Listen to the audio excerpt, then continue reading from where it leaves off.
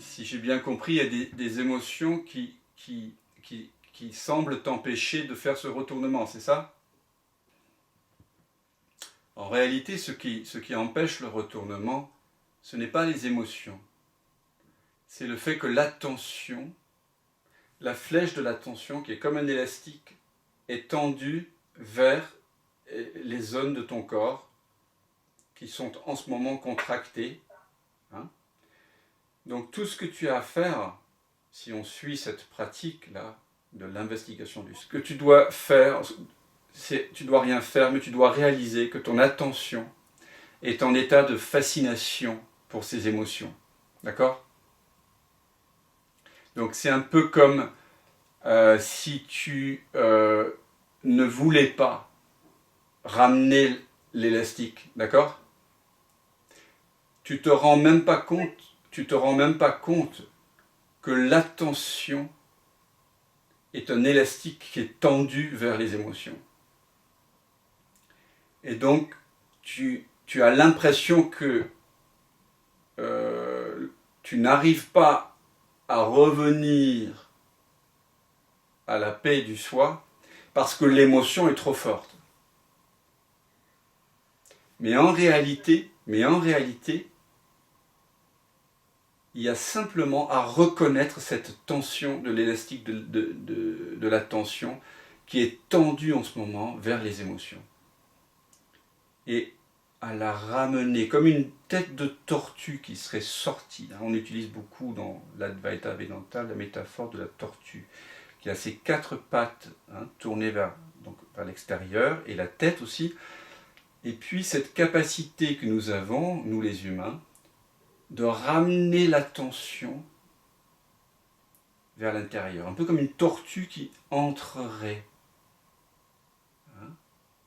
qui rentrerait en elle-même, la tête. Donc voilà, l'invitation, quand on parle de l'investigation du soi, c'est invariablement de ramener l'attention encore et encore. Et parfois, il faut un peu de persévérance. Un peu de persévérance. Alors, Shankaracharya, je ne sais pas si certains d'entre vous connaissent Shankara, qui était un grand philosophe réalisé. Je crois qu'il vivait au 8e ou 9e siècle, et il a beaucoup commenté à la fois la Bhagavad Gita, les Brahma Sutras, et c'est un peu le père de l'Advaita Vedanta moderne. Donc, dans son introduction aux Brahma Sutras, qui sont eux-mêmes des textes qui parlent de non-dualité et qui résument la non-dualité présente dans les Upanishads, il essayait de dire quelles étaient les conditions pour réaliser le soi, pour réaliser ce jeu finalement qu'elle a. Alors il disait que ce n'était pas possible simplement par l'étude des Védas, ni par les pratiques, mais qu'il fallait revenir à la connaissance, avec un grand C, la connaissance, qui est une reconnaissance. Et donc il disait que cette connaissance de notre vraie nature n'était possible que lorsqu'on réunissait certaines conditions. Et il donne 4 conditions. On verra que dans la 3e, il y en a 6 autres. La première condition, et je vous invite à écouter ça un peu comme une contemplation en fait. Donc la première condition pour s'éveiller à sa vraie nature, disait Shankaracharya, c'est la faculté de discernement entre le transitoire et le permanent. C'est un petit peu ce que nous venons de faire dans ce retournement incessant vers « je », pour que vous réalisiez que l'écran, le jeu, n'a rien à voir avec le film, en essence. Donc vous discriminez entre l'écran et le film. C'est pas toujours évident, Maria, c'est vrai. Quand le film, c'est un film d'horreur ou un film qui il y a plein de mouvements, etc. Et d'ailleurs, c'est pour ça qu'on aime bien aller au cinéma, parce qu'on se laisse assez vite entraîner dans une sorte d'identification aux images. Néanmoins, à chaque instant du film, que ce soit un film d'horreur, comique, documentaire, un film, je ne sais pas, quel qu'il soit, un film érotique, à chaque instant, il est possible de ramener l'attention vers l'écran et de réaliser que l'écran n'est pas pris dans le film. Je ne sais pas si ça te parle, Maria. Et donc, la première condition pour l'éveil à notre vraie nature, disait donc Shankaracharya, 8e siècle, c'était cette faculté de discrimination. Il disait aussi d'ailleurs, la logique n'est pas nécessaire, contrairement à l'intuition, la faculté artistique de pressentir l'essentiel et de le séparer de l'inutile. Je trouve ça très beau, parce qu'on a souvent l'impression que il y a une capacité intellectuelle ou logique, linéaire, qui préside à la connaissance de soi quand on lit certains textes non duels. Mais non, lui, il appelle ça une faculté artistique de discrimination. Et c'est vrai que je pense que vous admettrez tous que c'est pas intellectuellement compliqué de retourner l'attention vers je. Ce qui est compliqué, c'est que le mental a l'habitude sans cesse de sortir de sa source. Et parce que le mental a pris cette habitude et fait ça parce que le mental sert une entité séparée. L'idée d'un moi séparé qui en fait n'existe pas. Et c'est tant que le mental sert cette entité et qu'il est conditionné comme ça peut être difficile dans certaines situations de ramener l'attention. Mais dans cet exercice, il ne s'agit pas de discuter, de dire des choses intéressantes, poétiques, métaphysiques. Non, non, non. Il s'agit de retournement. Se retourner. Ramener l'attention vers je. Et le faire, parfois, cette contemplation, cette investigation du soi, il se peut qu'en 30 secondes, 2 minutes, tout de suite les pensées cessent. Mais à d'autres moments, il se peut aussi que cette investigation soit nécessaire pendant une demi-heure ou 1 heure pour que l'agitation mentale se calme. Néanmoins, elle doit être faite avec dévotion, comme je disais tout à l'heure. Donc la première condition pour Shankaracharya, c'était donc la faculté de discriminer. Je pense que vous l'avez tous en vous.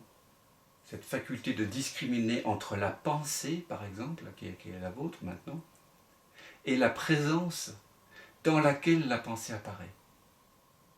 Vous pouvez tous pressentir que la conscience qui est consciente de la pensée précède la pensée. Elle est présente pendant que la pensée apparaît, et alors que la pensée a disparu, la présence est toujours là. Donc, vous découvrez, par inférence aussi, mais aussi par expérience directe, que la présence n'est pas composée de pensée, et qu'elle est permanente, et que la pensée, elle, est impermanente. Et c'est ça qu'on appelle la discrimination, l'art de la discrimination. Atmananda Krishnamenon aussi, un autre grand pointeur éveillé du 19e siècle, parlait beaucoup de ça, cette faculté de discrimination. C'est essentiel, bien sûr. Alors la deuxième condition dont parlait Shankaracharya, c'était le renoncement de toute jouissance des fruits de l'action.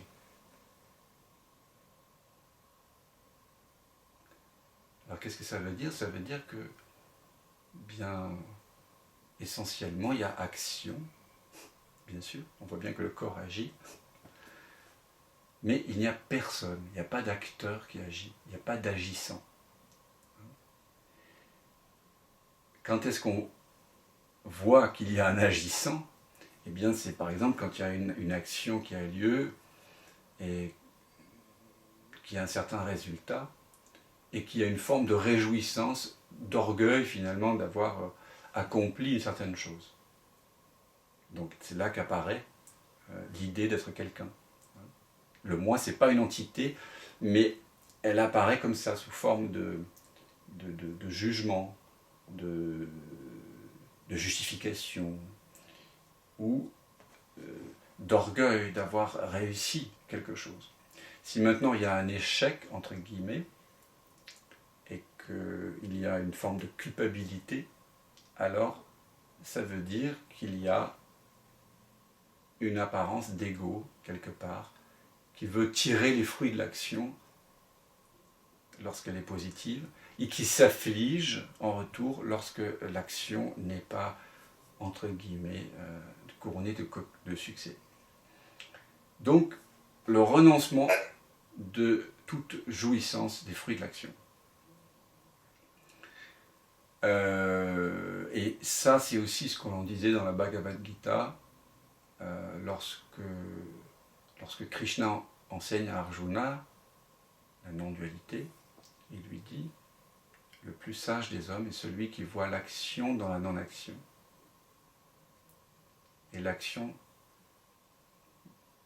et la non-action, dans l'action. » Ça veut dire vivre à partir d'une vision sans tête, ne pas se prendre pour quelqu'un. L'action est là, mais il n'y a personne qui agit, il n'y a personne qui décide. Donc ça, c'est la deuxième condition. La troisième condition, c'est ce qu'il appelle les 6 trésors. Les 6 trésors. Alors, il y a d'abord le fait de ne pas permettre au mental de se tourner vers l'extérieur, pas laisser l'élastique aller vers les émotions, même quand elles sont fortes, Maria, par exemple, c'est pas évident. Donc, de ne pas laisser la tête de la tortue sortie, demeurer dans le soi, finalement. Et il parle aussi du contrôle des instruments externes des organes des sens. Donc, juste demeurer dans une perception attentive, sans rajouter l'idée qu'il y a quelqu'un qui perçoit. L'absence de pensée pour les choses des sens. Voilà, pas de jugement sur ce qui arrive. La patience parfaite. La pratique constante de la méditation. Ce qu'il appelle méditation, c'est pas méditation au sens de quelqu'un qui s'assoit en tant que quelqu'un, comme on le pratique souvent. Non, c'est la discrimination. Et puis la foi. La foi.